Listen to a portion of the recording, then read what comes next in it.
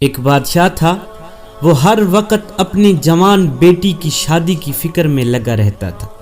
وہ برسوں سے نیک اور متقی عبادت گزار داماد کی تلاش میں تھا کہ میرا داماد عبادت گزار ہو، اللہ کا محبوب ہو، متقی ہو، پرہیزگار ہو۔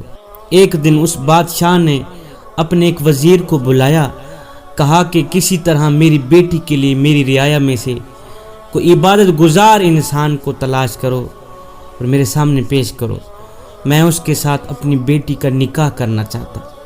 وزیر نے اپنی فوج کو شہر کی جامع مسجد کے گرد تعینات کر دیا اور کہا چھپ کر دیکھتے رہو، جو شخص آدھی رات مسجد میں داخل ہوگا اسے نکلنے مت دینا جب تک میں نہ آ جاؤں۔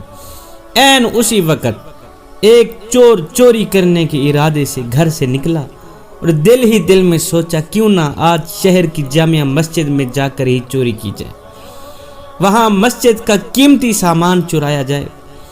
چور جیسے ہی جامع مسجد کے اندر داخل ہو کر چھپا، جیسے ہی کمیٹی والے عشاء کی نماز سے فارغ ہوئے تو باہر نکل کر مسجد کو تالا لگا دیا اور چور مسجد کے اندر ہی رہ گیا۔ یہ دیکھتے ہی فوجی دستوں نے وزیر کو اطلاع دی کہ لگتا ہے کوئی عبادت گزار مسجد میں آیا ہے، مگر مسجد کو تالا لگ چکا ہے۔ اب صبح کی اذان پر ہی مسجد کھلے گی تو پتہ چلے گا کون ہے۔ وزیر جلدی سے مسجد پہنچا اور صبح کی اذان کا شدت سے انتظار کرنے لگا تاکہ اندر موجود نیک انسان کو بادشاہ کے سامنے حاضر کیا جا سکے۔ جیسے ہی مسجد کھلی، وزیر دستے سمیت اندر داخل ہوا۔ چور یہ دیکھ کر گھبرا گیا کہ آج تو پکڑا گیا۔ یہ سوچتے ہوئے اس نے جلدی سے نماز کی نیت کر لی۔ جو ہی نماز ختم کرتا فوراً کھڑا ہو کر دوبارہ نیت کر لیتا۔ وزیر کو اس کی عبادت گزاری پر یقین آ گیا۔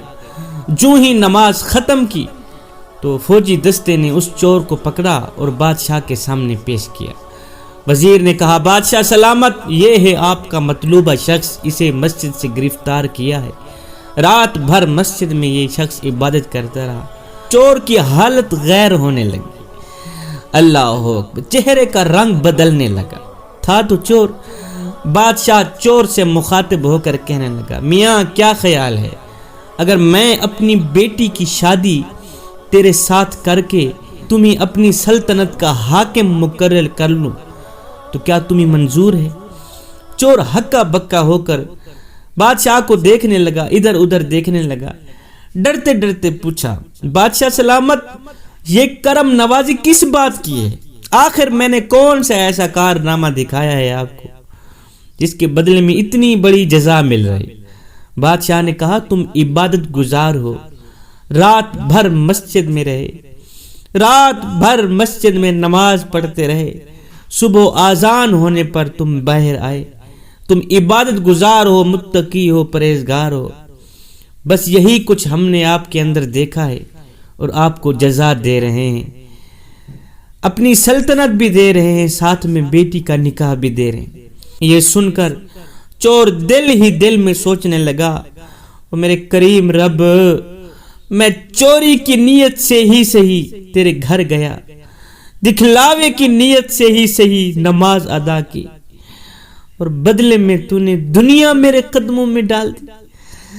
ہائے، میں چوری کی نیت سے تیرے گھر کے اندر داخل ہوا تھا، چوری کی نیت سے ہی میں نے قیام کیا، رکوع کیا، ایک سجدہ کیا، اور بدلے میں تو نے اتنا بڑا انعام دیا کہ دنیا میرے قدموں میں ڈال کے رکھ دی۔